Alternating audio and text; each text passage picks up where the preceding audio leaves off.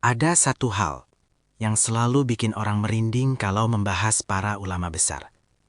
Bukan cuma soal ilmunya, tapi tentang kejadian-kejadian di luar nalar yang seolah ikut mengiringi hidup mereka. Dan setiap kali nama Kiai Haji Buya Syakur Yasin disebut, banyak orang langsung teringat. Bukan hanya ceramahnya yang dalam, tapi juga kisah-kisah karomah yang sulit dijelaskan dengan akal biasa. Menariknya, beliau ini bukan tipe ulama yang suka menampilkan hal-hal mistis secara terang-terangan. Justru sebaliknya, hidupnya terlihat sangat sederhana. Cara bicaranya santai, tidak menggurui, bahkan cenderung merendah. Tapi justru disitulah letak keistimewaannya.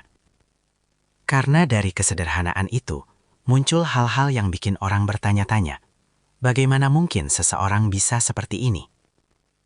Dalam banyak cerita dari murid dan orang-orang terdekatnya, seringkali beliau seperti bisa membaca keadaan seseorang, tanpa perlu banyak penjelasan. Ada orang datang, niatnya cuma mau tanya biasa, tapi belum sempat bicara panjang, beliau sudah menjawab. Dan anehnya, jawabannya tepat sekali, seolah-olah beliau tahu isi hati orang itu. Bayangkan, kamu datang dengan pikiran penuh masalah.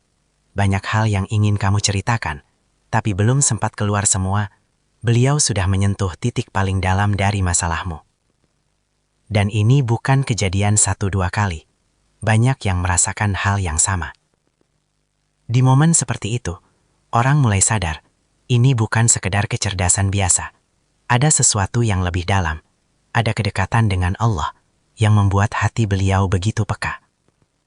Bukan cuma itu, ada juga kisah tentang bagaimana nasihat beliau selalu terasa pas, tepat di waktu yang dibutuhkan.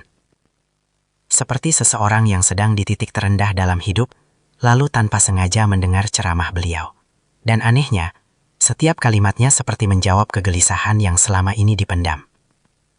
Seolah-olah ceramah itu dibuat khusus untuk dirinya. Dan disitulah orang mulai merasakan, ada sesuatu yang tidak bisa dijelaskan dengan logika saja.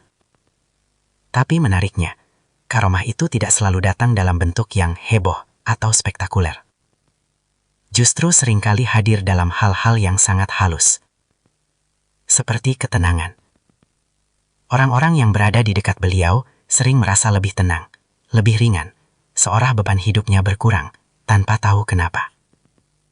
Itu bukan hal kecil, karena tidak semua orang bisa memberikan rasa seperti itu. Ada juga cerita bagaimana beliau bisa melihat sesuatu dari sudut pandang yang tidak terpikirkan oleh orang lain. Dalam diskusi, dalam kajian, beliau sering memberikan jawaban yang bukan hanya benar, tapi juga membuka cara berpikir baru. Seolah-olah beliau melihat sesuatu yang tidak terlihat oleh kebanyakan orang.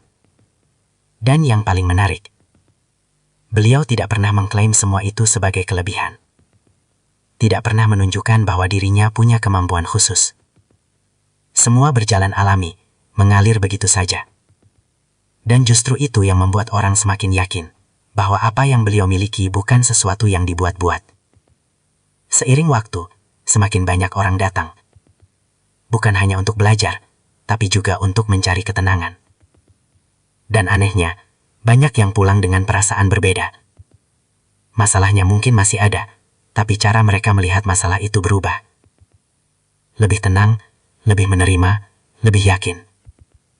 Sampai akhirnya, waktu terus berjalan. Dan kita sampai di satu momen yang tidak pernah diharapkan. Ketika beliau dipanggil oleh Allah. Kabar wafatnya menyebar, dan reaksi orang-orang hampir sama. Hening, lalu terasa kehilangan yang begitu dalam. Bukan hanya kehilangan seorang ulama, tapi kehilangan sosok yang mampu menenangkan banyak hati. Namun yang menarik, justru setelah beliau wafat, kisah-kisah tentang karomahnya semakin banyak bermunculan. Orang-orang mulai berani bercerita. Ada yang merasa pernah diselamatkan dari keputusan buruk setelah mendengar nasihat beliau. Ada yang merasa hidupnya berubah arah hanya karena satu pertemuan singkat. Seolah-olah setelah beliau tidak ada, kita baru benar-benar sadar betapa besar pengaruhnya. Dan dari sini, kita mulai paham bahwa karomah itu bukan tentang pertunjukan keajaiban, bukan tentang hal-hal yang harus terlihat luar biasa, tapi tentang bagaimana Allah memberikan keistimewaan kepada hambanya yang dekat dengannya. Keistimewaan yang mungkin tidak selalu terlihat, tapi dampaknya nyata. Sangat nyata dalam kehidupan banyak orang. Kisah hidup beliau juga mengajarkan satu hal penting. Semakin tinggi ilmu seseorang, seharusnya semakin rendah hatinya. Dan semakin dekat seseorang kepada Allah, semakin besar pula manfaat yang bisa ia berikan kepada orang lain. Mungkin, kita tidak akan pernah bisa menjadi seperti beliau. Tapi setidaknya, kita bisa mengambil satu hal. Bahwa hidup bukan hanya tentang diri sendiri, tapi tentang seberapa besar kita bisa memberi. Karena pada akhirnya, yang akan dikenang bukan seberapa hebat kita di mata manusia, tapi seberapa besar dampak kita bagi orang lain. Kalau kamu merasa cerita ini menyentuh atau membuka perspektif baru, kamu bisa dukung channel ini dengan subscribe, like, dan share ke orang-orang terdekat kamu. Dan kalau kamu punya cerita atau pernah dengar kisah lain tentang beliau, coba tulis di kolom komentar.